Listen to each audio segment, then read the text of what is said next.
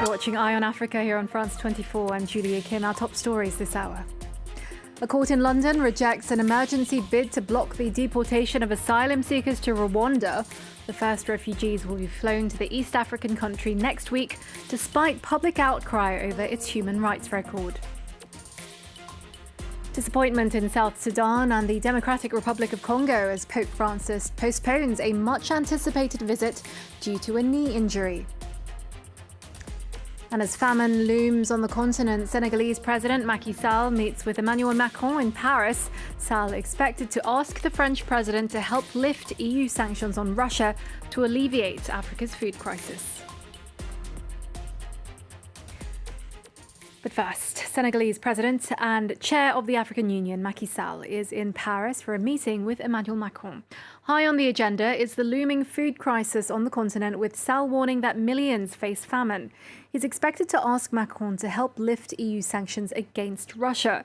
Meanwhile, African countries are being increasingly courted by European countries for their natural gas supplies. Earlier, I spoke to Federico Bonaglia, the Deputy Director of the OECD Development Centre. I started by asking him whether African countries have the infrastructure to supply gas to Europe. Africa is very rich in energy. Is it true? Yes, but there are 600 million people on the continent that lack access to electricity, half of the population. So the question is, how is it possible that a continent full of energy, fossil fuels, but also renewable energy, is not in a position to provide electricity to its citizens and firms? And here probably the paradox is that most of the energy that has been produced in Africa has been exported and has contributed little to the development of African economies. So that's the first qualification that I think we should make. On the other side, the second question you made is, are African countries in a position to supply Europe and replace Russian sources of gas? Well, they are already doing. Those that are producing, like Algeria. Nigeria has just signed a big project to build a gasoduct, a pipeline that will go from Nigeria to Algeria. But this will take time. And there are countries like Senegal and Mozambique that are expected to produce and ship gas, for example, Senegal starting next year.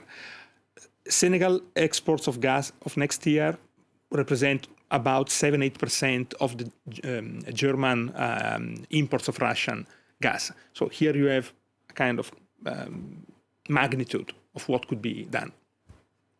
Right.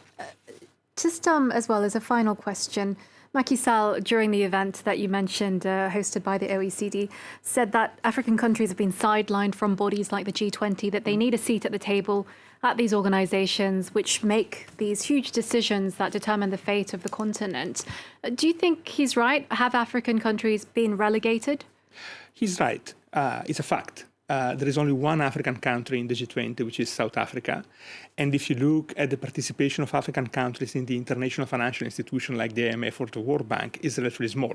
You know that last year there was an historic decision to issue 650 billion of special drawing rights. Well, Africa only received 33 billions, 5% of that. So this is just one example of the fact that Africa is not participating in global governance in the way that it could and it should, because Africa is the continent of the future. Its population is going to double by 2050 and is going to be a potentially huge powerhouse for the world economy. So what Macky Sall said this morning, we need to rethink an architecture that dates back to the post-war system where most of African countries were still colonies. A UK court has allowed the deportation of asylum seekers to Rwanda. The first refugees are due to be flown to the East African continent on the 14th of June to be processed. Back in April, London paid €140 million to Kigali to take people who'd arrived illegally on its shores to discourage migrant crossings. This despite outcry over the country's poor human rights record. Among the concerns is Rwanda's asylum process, which discriminates against LGBT people. Laurent Berstecker has this report. After years of persecution over his sexual orientation, Hadi fled his native Iraq last year and sought asylum in the UK. The young man hoped to settle in a country where his rights as an LGBTQ person would be respected, but he now fears he could be deported to Rwanda under a scheme announced in April by British authorities. I suffered. I escaped death.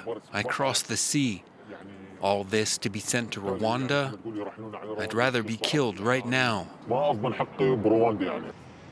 Rwanda is one of the few African countries to officially recognize and protect gay rights. But many members of the LGBTQ community there continue to face daily discrimination, including abuse and violence, over their sexual orientation. The African Rainbow Family is one of several gay rights NGOs claiming Rwanda still isn't safe for LGBTQ people. Even in the report of the government, Rwanda is not a place that is tolerant for LGBTIQ people. So why do you want to then deport people who are LGBTIQ to Rwanda so that they can face more persecution? Britain's controversial scheme to deport asylum seekers to Rwanda has been widely criticized, including by the United Nations, which says it violates the International Convention on Refugees. On Friday, a group of asylum seekers issued a legal challenge against the procedure, but a British court dismissed the injunction and gave the green light for deportations to start next week. Pope Francis's trip to the DR Congo and South Sudan in early July has been postponed. The 85-year-old has been in a wheelchair for the past month due to a torn ligament in his knee. Preparations were well underway in both countries. In eastern DRC, locals had been ecstatic at the prospect of seeing the Pope for the first time. Here's the reaction from some of the residents in Goma. It's a big letdown because we thought he was coming and his trip would have been good for the country. Out of all the countries in Africa, he chose us. That means something. His trip being pushed back is a real disappointment because we were expecting him with joy, and it would have been the first time that a pope had come to Goma. I think he will come and visit soon, and all of Goma will welcome him. The Pope wants to send a strong message by visiting us. We're at war, with skirmishes between the DR Congo and Rwanda. Maybe the Pope would have come to us with a message of reconciliation. We, the women of Goma, feel very sad. We were impatiently awaiting the Pope. We believed that with this visit he would bring us peace. We had started to create a space for worship where there had been violence. Many people were going to attend. We're really disappointed. Now, for a second day, South African President Cyril Ramaphosa has been heckled in Parliament over a burglary scandal.